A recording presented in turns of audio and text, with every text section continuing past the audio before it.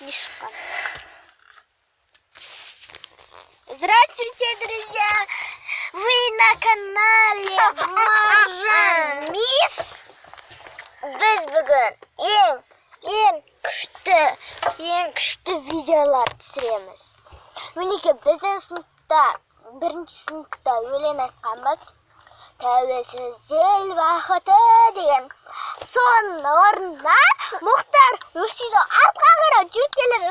Ту көтерген кезде Мұхтар өсіп тұрған.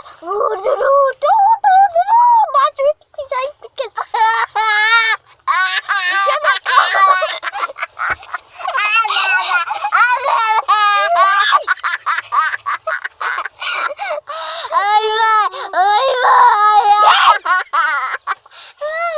Одан кейін бар ғой, Кәусар қасын бәрін төрт-бұрышты қылып, фломастермен бояп алған ғой.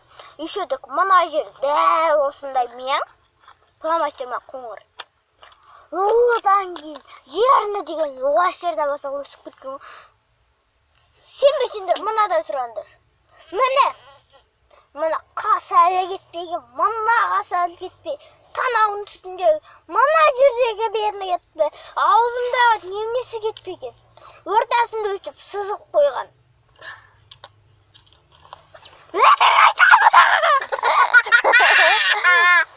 Эй, не смотрите.